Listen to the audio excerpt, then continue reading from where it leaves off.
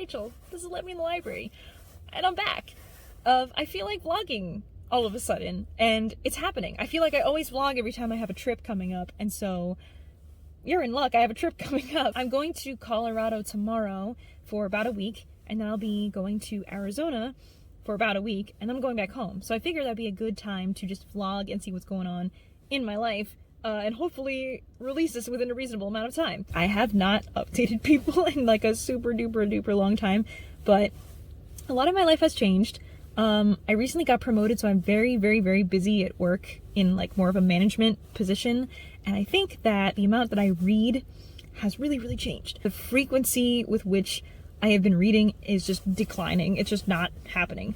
In 2021, I read 366 books in the year, and that was obviously a lot. I was trying to like beat the number of days there are in a year, which I don't know why I had to do that.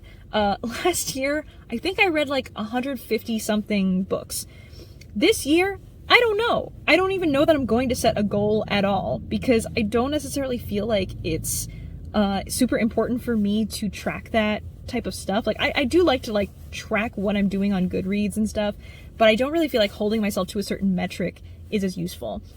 So I'm not sure that I will be doing that the same way I have, like just holding myself internally to say like I must read like 20 books a month or anything like that. All of this to say, this may be a bit more travel heavy and a little bit less reading heavy, but I will tell you what I'm currently reading, because I'm sure there will be some updates there. I'm currently in the middle of The Weight of Blood by Tiffany D. Jackson. It's pretty good. This is kind of like a Carrie reimagining. There's the girl at school who is white passing, but then is revealed to actually be black because her hair gets wet and then it expands and puffs out, and people are like, wait a minute, that looks like black textured hair. So all of a sudden people start to treat her like, oh, like you were hiding all of this stuff all along. And there's all this stuff with the prom and having like a segregated prom in the past, and now they're trying to put one together, but it's very much sort of like using her as like I don't know, like a stepping stool or something to get to the pedestal of like prom queen, to sort of like put her in a position to make everybody else feel good and like virtue signal to make themselves feel better. That so far seems to be the plot. However, she has superpowers, so that's like a big thing. I am also currently reading Red Rising. I just got my copy and gave it to my boyfriend and was like, hey, you should read this. And then I was like, wait, I really want to read Red Rising too. So I grabbed a copy from the library, and then a bunch of our friends actually were incidentally also reading Red Rising at the same time. So I made us like a little like local Discord thing just for our friend group to read the books along with. And some people are like already on book 3. I'm about halfway at this point, so I'm hoping to finish it out pretty soon. And I have also been on book 5 or 6 of The Game is Life, which was like my whole obsession last year. Oh my god. This is a book that I got chosen for my TBR game last year. I think it was a recommendation from Noelle 7 Pages, and I didn't really think much of it because I think it was like a typical YA kind of like, you know, those kind of like people just self-publish and they put it on Kindle Unlimited or something like that, and you don't necessarily look at the cover and go like, oh, this is going to be a high quality book. That was kind of my impression. I was really judging a book by its cover, and also by the fact that it was supposed to be like a YA book about people who go into virtual reality stuff. So I was like, how deep can this actually be? Oh my god, I got so obsessed with that series. Like, I read book after book after book, and like I only stopped because my library didn't have the next copy and I had to go acquire it somehow, because this was all like by audiobook, and the audiobook narration is so good, and like actually the story is really great. It's actually surprisingly convoluted and complex. The characters are excellent, despite the fact that like looking at some of the characters you would say like, really, like there's gonna be like some character named like Jake and Todd and Carl, and just like the most typical type of like regular people names and not like fantasy specific whatever things that are going to have such large impact. But I'm like, maybe I'm not crying, but I'm very emotionally invested in these characters. And I think the one that like really changed the game for me was book 3, which I think is called Brandon. But oh my god, I'm obsessed with that series. So I've been continuing. This is sort of like maybe a spin-off-ish sort of stage of where it is, but I'll put the cover of the book here because I just don't remember which one I'm on at this point because I've just been kind of blowing through them. And I'm also in the middle of a graphic novel called Die, which was recommended to me. It's like a D&D type of thing where it seems like all of these kids were playing a special game of D&D where they were each given a certain dice, and then it like transported them to a secret world, and then I think they went through some kind of trauma together and then came out of it back into our world, and now they're adults. But one of those mysterious die appears, and they're like, we gotta get the whole gang back together and see what's going on, and then I think they get transported back to that fantasy world as those characters that they were playing, but they're like, one of us went missing way back then, and now he's here again, and we gotta like figure out how to get back home. But it's fun because like everybody I think is in like their late 30s, 40s kind of, and I really like hanging out with like an older cast of characters, so I think that's very fun. I think those are all of my book updates for now. Also for the D&D nerds concerned, I'm going to also be reading the Dungeon Master's Guide, and also another very fun book for a campaign that I'm going to be running. So that's my update.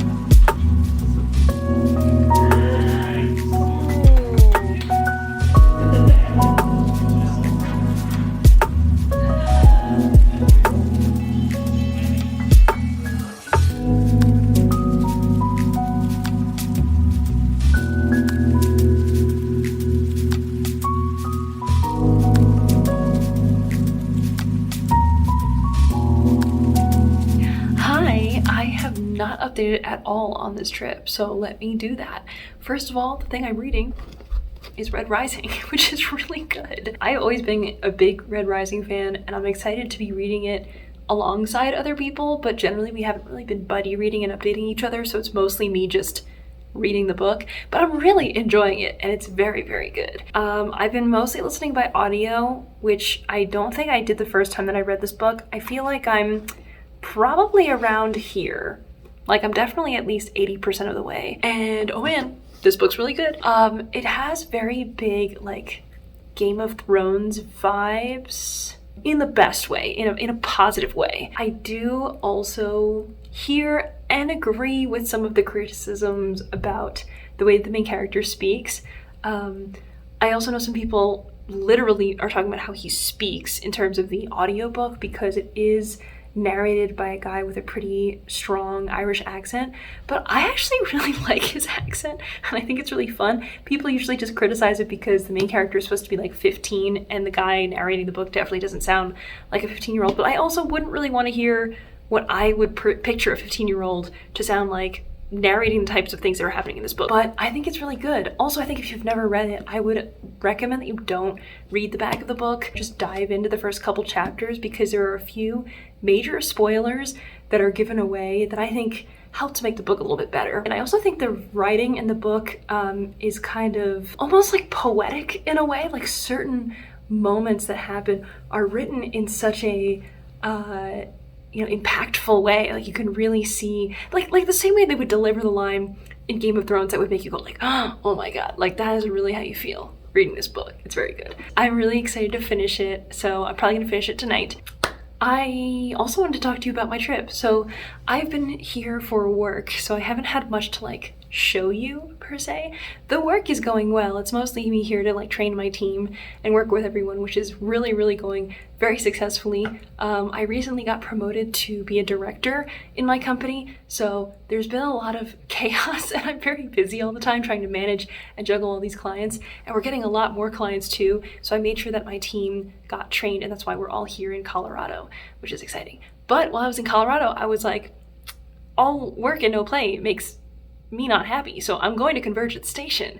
Convergence Station is this really, really, really cool museum that I've been dying to go to since my last time that I was in Denver, and I heard about it and I didn't realize that this place was here. There's another location, I think in Las Vegas, that's called Omni-Mart, which is by the same people, which is kind of like a creepy grocery store type of location with fake objects that you can buy. It's very big, like Night Vale vibes, but this place is still big Night Vale vibes, like a 4 or 5 story building transformed into these different worlds that you can visit. And the lore of this place is you are on this like Q-dot transportation system that takes you between different kind of like multiverses or worlds that are all interconnected, and you're able to go to each of them just by like basically going up and down in an elevator essentially. But each of the different worlds is like totally gigantic and immersive, and they do such intricate detail work on everything. There are like fake products and stuff. You can't really buy them, but there are like fake products in the windows of very funny things, like detergent that just says like done on it, or there's like cherry blitz type of like cleaning supply. But there's also like a big alienish type of vibe, and the story behind this is people lose their memories during these memory storms that cut into these worlds. And during that time, a lot of citizens just lose parts of their memories. And the way that you get them back is by interacting with these OS crystals. You can buy a special little card that I got, it was like $3.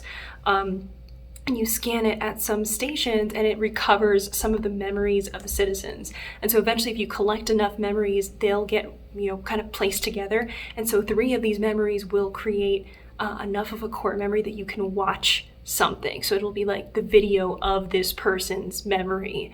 And eventually, of course, all that stuff pieces together into a larger overarching story. So technically you can attend Convergence Station without actually buying that Q-Dot pass and just explore the worlds. There's a lot to see and it's very cool. It's a lot like the Men in Black ride in Universal meets, I guess, kind of E.T. if you were like just walking around in those types of spaces. It's like a big metropolis full of alien type of stuff but also these different ethereal worlds that you've never seen before. I also think that if you want to get the full experience, getting the Q Dot Pass is probably the way to go. It's $3 more for the thing. I don't know if I'm ever going to come back to Convergence Station, so I feel like I needed to get the lore of the place. That's what I'm always excited about. If you're in the area and you want to go, I mean, I just feel like it's a really enjoyable time. They claimed that you could do the whole thing in like 2 hours with the Q Dot Pass, but I definitely think you want to take your time to explore. And I'm really happy I did it the day that I flew in, because I was really worried after I had gotten there and I realized how expansive it was, that if I had waited until my last day, it would have been the day that I was still working. I would have all these meetings, and then I would have to cut out of it and then get over there with my coworker who I was driving to the airport and go to Convergence Station as fast as possible, get through all of it, and then just race to the airport. And I probably would have missed a lot of the stuff there just for the sake of time. I also opted not to listen to an audiobook while I was there and multitask for once, because I wanted to really like immerse myself in the place. So I guess the rest of my update is just I'm gonna keep reading stuff. It's currently Wednesday, I think, so I have a day and a half left here, and then Friday evening, you know, it'll be kind of like a half day of work, but Friday evening I'll be flying out to Phoenix and I'll be there for a week. I don't feel like this vlog is gonna go all the way into next week, so maybe that'll be a separate one, and I'll be visiting a friend there, so that's gonna be really, really exciting and really, really enjoyable. And I know that she's planned so much stuff, so I'm like so psyched to actually do all that stuff. Oh, wait a minute, I can't believe I almost forgot. I'm doing D&D stuff. Obviously, I have the Dungeon Master's Guide that I need to be reading, and I also have these very silly books, which I feel like I haven't talked about on this channel outside of a live show before. Let me pull it out and explain. I went to PAX Unplugged, and it's a really fun board game convention I'd never been to before, but I went with some friends who are into the D&D scene, let's just say. And while we were there, we found these very funny books. They're the Monsters of Merca books. And there's this whole campaign setting. You can see like you can fight this gigantic eagle, but there's this big, immense, like massive amount of stuff in here. It's not the adventure, so you don't really know like what you're doing yet, but this is really good for building out the world. You can kind of see like maybe how the tone and everything appeals to me here, and the direction that these adventures might be leaning. Look, it's literally Doug Dimmadome. Like, how was I not going to buy this book? It works off of the 5e, you know, D&D system, so you can basically look at this for the different classes that you would play in this funny, satirical world of America. And so that's kind of like the general America campaign setting, but then you can also play in Flavor Town, which is where I'm taking my players because I'm going to be running a campaign. And I really, really, really want them to play here. So I don't know if I will also do the Merca stuff meshed in with this stuff exactly at what level, so they'll be doing, there will be some prep that I will be doing. But this is Flavor City, Flavor Town, and that's literally Guy Fieri. Like, you can see him. Look at his sunglasses. Tell me that that's anyone else. Here's Guy Fieri again. What a champ. It's just so funny. It's just so great. So I already met up with some friends who actually made their characters already. Prepping the first campaign as a person who's barely DM'd before. I'm a little bit nervous, to be honest. Some of the people that are playing like really know their shit, but I'm still willing to give it a shot, and I'm still excited about a lot of the ideas that I have that actually are not coming from these books, but they're just generally inspired, which is really cool because you can actually use them in these settings. I will stop blabbing about D&D stuff because I know not everybody who's watching this is interested, but for those of you who are, you're so welcome. The next day. Good morning. Unsurprisingly, I did not finish Red Rising yesterday, and I didn't do any DM prep. I got really, really tired and went to sleep. Forced myself to wake up so I could take a shower and get ready for today, and read a little bit of Red Rising, but I still have about 10% left.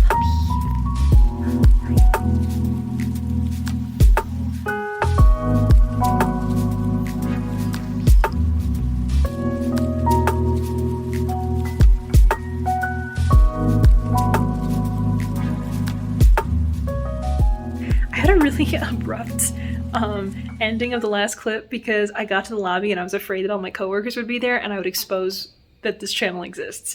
But basically the update is I barely had read that much yesterday, but I did get to actually listen to more of Red Rising on the way to work, and now I am at 91% of the book remaining, which is really exciting because it's so good. But also, oh my god, I totally forgot that something intense happens at like the 90% mark. And also, there's the encounter with the character that's known as the Jackal, which is always a scene that I'm excited to see because it's very intense also.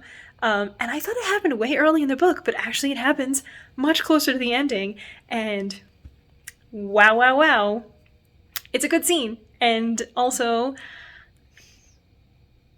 I just know, like the ending of this book is really, really cool. And that's just what I'm really looking forward to. So I'm going to actually keep listening to it. And I'm going to be doing day 1 of a 30-day fitness challenge that I just started up doing with my boyfriend. So he already did his day 1, and we're sending each other like little pictures to prove like the accountability that we've done it. So he did his. I just ate so much sushi with my coworkers, so I'm kind of full, but it should be a relatively light workout. So I'm going to be finishing, hopefully, Red Rising, doing my workout, and that's my update for today. And then tomorrow is the last day of training, which is going to be very, very short, and then I'm going to fly out to Phoenix. I have like barely anything in this vlog for you, so I'm really sorry about that. But also I shared the Merca campaign book with a coworker, and he was really excited about it too because he also plays D&D, which was great. It was great. Okay, anyway, that's all I have to say. This camera is shaking because my arm is really weak because I haven't worked out in a long time, so I'm gonna go work out now. Goodbye.